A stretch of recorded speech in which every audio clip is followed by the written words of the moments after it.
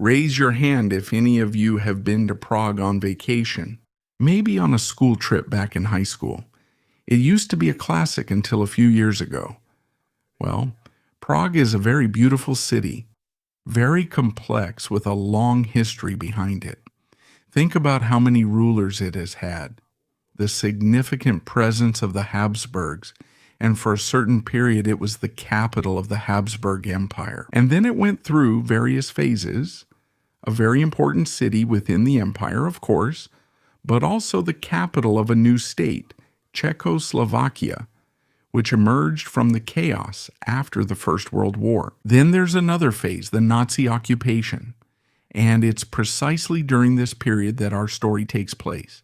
It's a story that begins in Prague, this beautiful city. This city that ranges from Gothic to Baroque, its churches, its monuments, the Karlov Most, the Charles Bridge, which overlooks and crosses the Vltava River, the Raciani Castle, Golden Lane, which is the symbol of all the esoteric and alchemical mysteries of the city. Our story begins along a road that leads from a residential neighborhood called Liban right to Raciani, the elevated citadel of the castle, which can be seen from almost everywhere in the city. Our story begins precisely with a car, a convertible. It's the end of May 1942. Driving through the city streets one morning, heading toward the castle. On board is the driver, and next to him is an important man, a man who has been living in Prague for some time now, even though he isn't exactly loved by the people of Prague, but he really likes the city. And it's springtime, beautiful weather, mild climate. Why not take a nice drive? In the morning, after saying goodbye to his wife who is expecting their fourth child, to go to work, taking his time. A drive like many others, except that near a rather peculiar curve, a very tight one. Let's say a hairpin turn. The car slows down, of course, to avoid skidding, to avoid crashing into a lamppost. And it's at that moment, near a crossroads, that while the car stays firmly on the asphalt and avoids skidding to the left, something moves. It moves to the right of the car on one of the sidewalks. There's a young man, or rather he looks like any young man, just an ordinary Prague citizen, in civilian clothes, but he's fiddling with a bag. And from that bag he pulls out a Sten submachine gun, an English submachine gun, characterized by the side-mounted magazine. This young man pulls it out and starts shooting, but he only manages to fire 2 shots because the weapon jams immediately. Who knows, maybe he inserted the magazine incorrectly, maybe he didn't pull the bolt properly. The fact is that the weapon jams right away. The driver notices these 2 shots, slams on the brakes. The passenger, who is his direct superior, he shouts something at him. Angry orders. He almost shouts at him to reverse, to go get that insolent young man who dared to shoot at him. The passenger, in addition to shouting, also decides to try to kill that young man. And so he stands up. He draws a pistol from the holster on his side. A Luger Parabellum tries to aim at him and shoot him. And he doesn't even notice that under the car something is rolling that might look like a stone. Maybe a kiwi. No, it's neither a stone nor a kiwi. It's a hand grenade.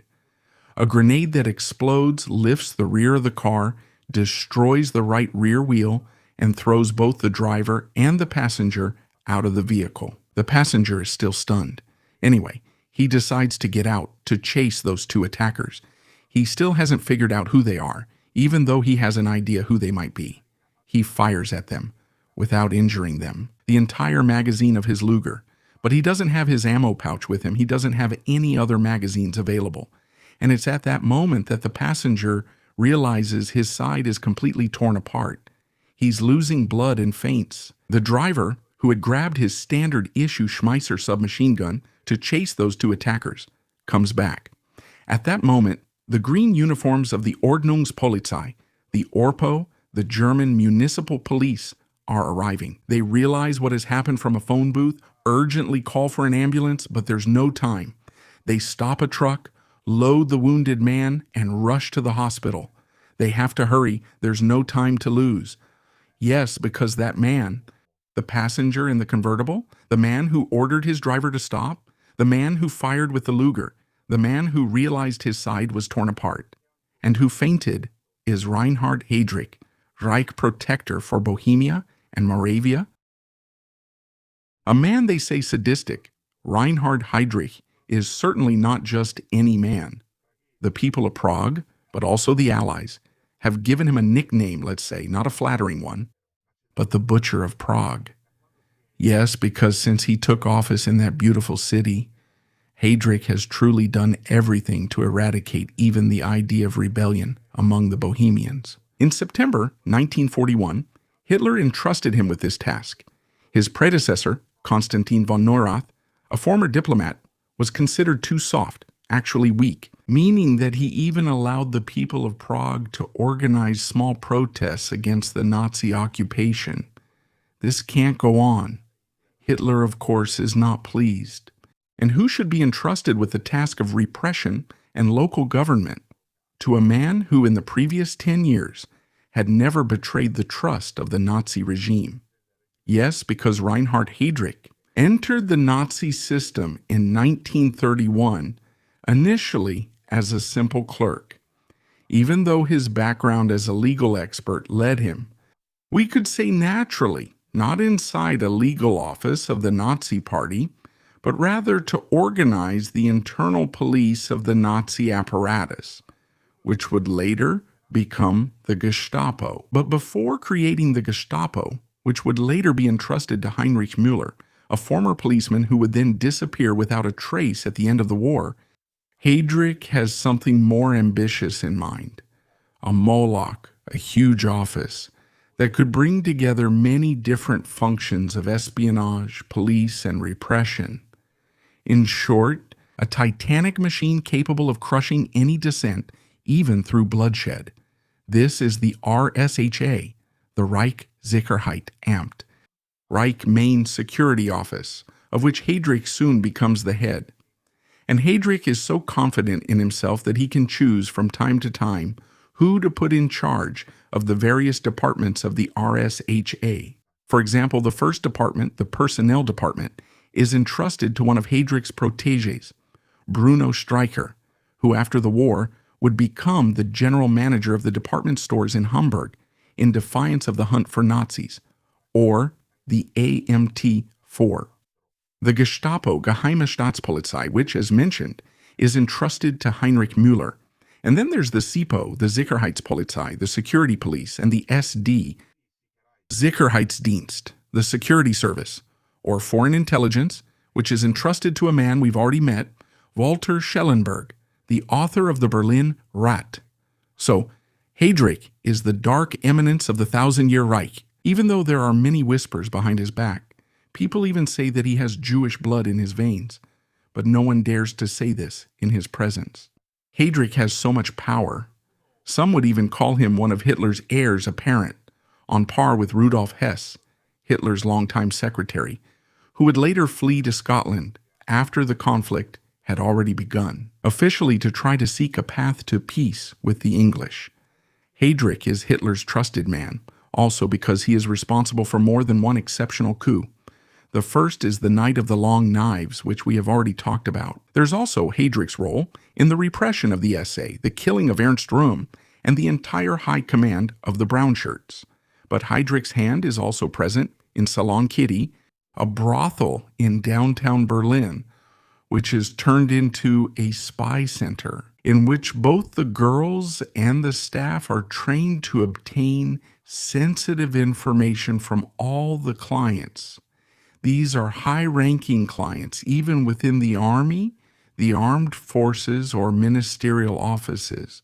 And then there's Gliwice, that small town on the border with Poland, where Heydrich and his subordinate Alfred Naujoks organize the perfect casus belli, a fake attack on the local radio station, complete with a broadcast interruption in Polish, and concentration camp prisoners left on the spot killed in Polish army uniforms. To justify what, from September 1, 1939, is the Nazi aggression against Poland, and thus the start of the Second World War. He is always there, his hand is always present, often invisible, but there. So, He is such a man, the one to whom Hitler gives two delicate tasks. One, as we have already said, is that of Reich Protector in Prague, to violently suppress the protests of the Bohemians, who, according to Hitler, do not appreciate the great fortune of being inside the Reich. And the other assignment, very delicate, in which the dictator doesn't even want to leave his fingerprints, is a meeting, an interministerial meeting, to decide the Endlösung, the final solution to the Jewish problem. It is Heydrich who issues the orders, and it is his subordinate, Adolf Eichmann, who sends the invitations.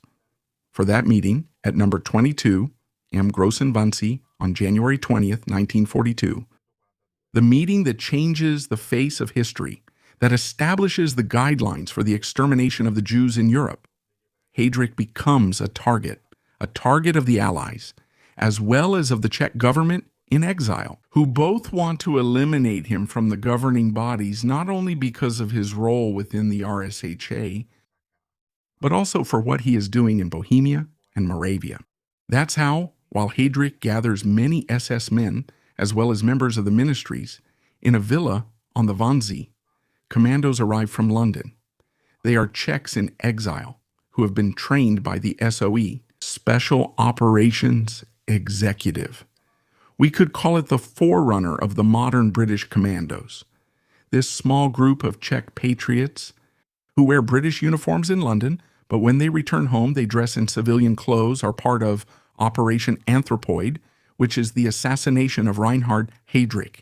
The group studies for weeks and for months all the routes that Heydrich takes from his home to the castle of Raciani, from there to the airfield, his movements around Bohemia, and they look for the weak point, the moment to act, the right time, the place, and it's that crossroads along the route between home and work, precisely because there's that curve, that hairpin turn that forces any vehicle to slow down, to move almost at a walking pace. That's the moment when Heydrich will be vulnerable, especially in the warmer months when, taking advantage of the mild weather, he will decide to drive around in a convertible, an open car. And it's exactly two men from that commando who intervened that morning, one with a submachine gun and the other, hidden, throws the hand grenade. Both manage to escape from the scene of the ambush before the Orpo arrives, before the Gestapo arrives.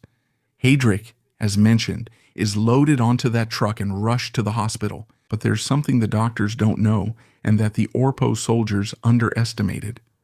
The padding of the Mercedes that Heydrich was traveling in, which was torn apart by the explosion of the hand grenade, contains horsehair. And some of that horsehair came into contact with Heydrich's torn side, with the blood.